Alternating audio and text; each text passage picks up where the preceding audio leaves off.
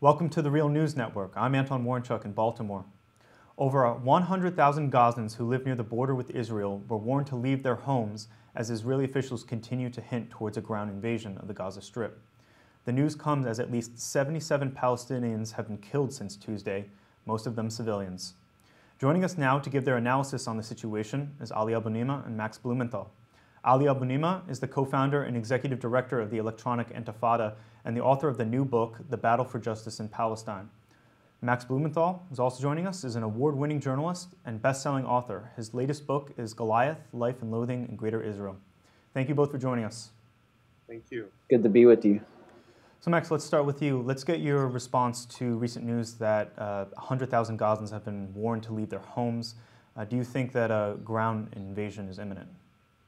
Well, the Palestinians who live in the Gaza Strip are 80% refugees. 80% of them are descended directly from those who were forced off their land in what is now Israel in 1947 and 1948.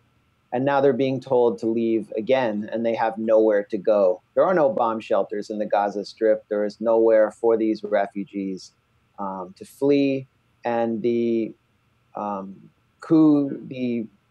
brutal military dictatorship of Egypt, which has risen to power through a coup, will refuse to let them out through the other side, through the Rafah crossing.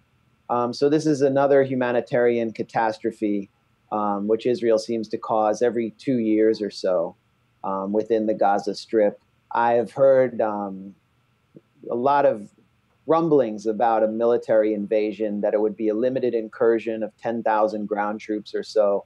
The right-wingers in Israel's governing coalition are pushing Netanyahu for this invasion for the pure purposes of revenge and to satiate the braying masses who represent their constituents, who are taking to Facebook to post calls for the death of Arabs, and taking to Twitter to do the same. The military intelligence apparatus is pushing for such an invasion to suppress rocket fire from the Gaza Strip and to assassinate as many high-level leaders of Hamas as possible. So it seems like forces are aligned in support of an invasion, but we'll have to see how events play out in the coming day or two. Okay, and Ali, what do you think is the Israeli strategic objective in this offensive against Gaza?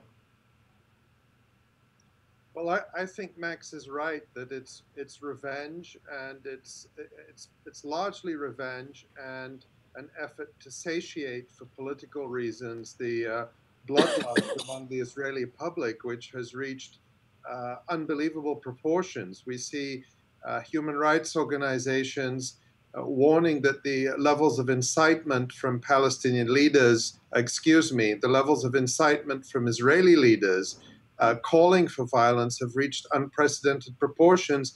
And Israel is satisfying that bloodlust with horrifying attacks which are targeting and killing civilians. Last night, for example, Israel bombed the Funtime Beach Cafe in Gaza, where young people had gathered to watch the World Cup match, Argentina versus Netherlands, in order to escape some of the horror that was around them. And Israel bombed it, killing 9 people, and according to the AFP report, scattering body parts all over the beach. And this comes as, at least now 22 children have been killed. And most of the civilian casualties, according to the UN, I quote from the UN Office for the Coordination of Humanitarian Affairs today, the targeting and destruction of residential properties in Gaza is the main cause of civilian casualties. And that's so important because all of the Israeli propaganda, which is being parroted in the mainstream media, is that Israel does its best to avoid civilian casualties, when in fact, by yesterday, Israel had targeted over 150 private homes. And this is collective punishment. It's a war crime. They're targeting the family homes of people that Israel says may be involved in military resistance, and they're killing their families and their children in the process. It's pretty shocking that this is happening at the same time that the Israeli ambassador went before the UN Security Council today and told that body that the Palestinians celebrate death.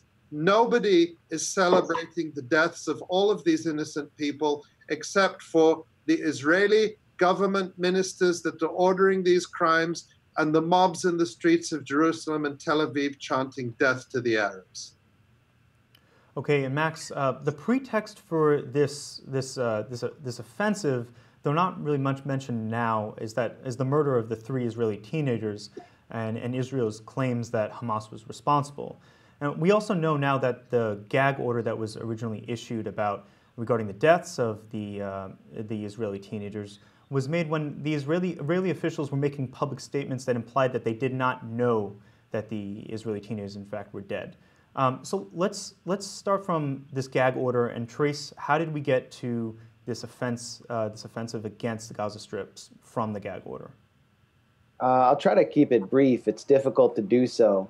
Although it's easy for our mainstream media to do so, they are covering this escalation of violence as though it's happened in a vacuum, as though Hamas provoked the whole thing without any political context. The kidnapping of the 3 Israeli teens occurred on June 12th against the backdrop of unprecedented political pressure on Netanyahu. The Hamas-Fatah unity deal, which he sought to shatter, which the U.S. recognized, was a source of deep anxiety among Netanyahu and his inner circle. There was the killings of 2 Palestinian teens in Betunia on May 15th, captured on closed-circuit TV and by a CNN cameraman, which Human Rights Watch had called a war crime.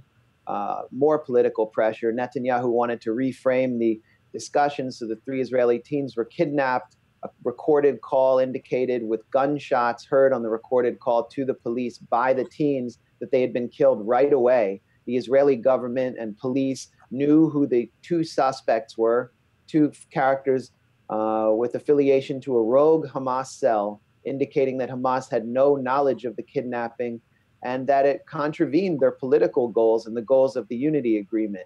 Netanyahu seized the opportunity to milk this kidnapping for all the propaganda value it was worth, lying even to the parents of the teenagers, telling them that their teens were alive and that those gunshots they heard in the phone call were blanks. The military and the Shin Bet intelligence service imposed a gag order, preventing the Israeli media from reporting on any details of the investigation into the killings, convincing the Israeli public that the teens were alive.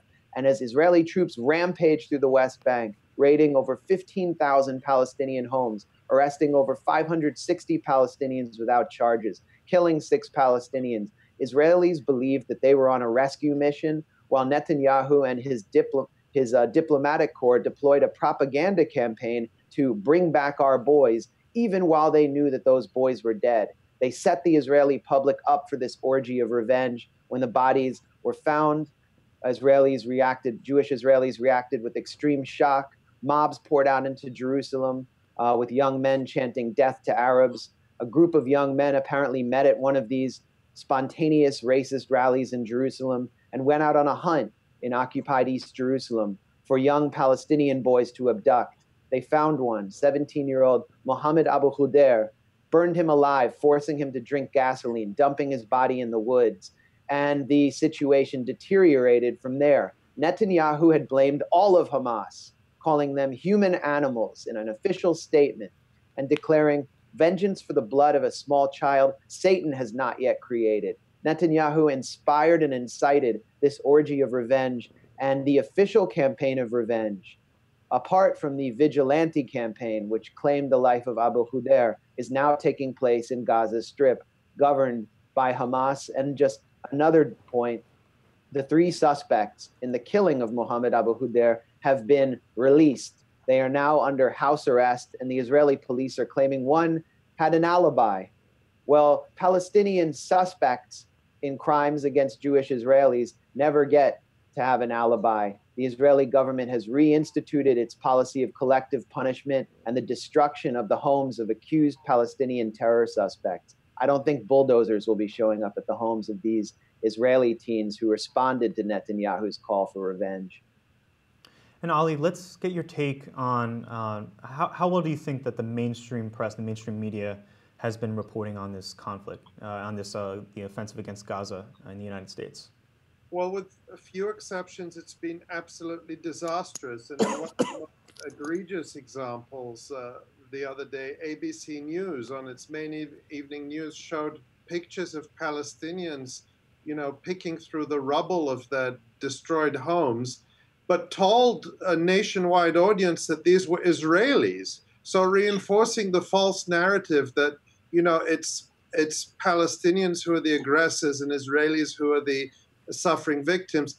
ABC News has apologized for that now, but the damage was done.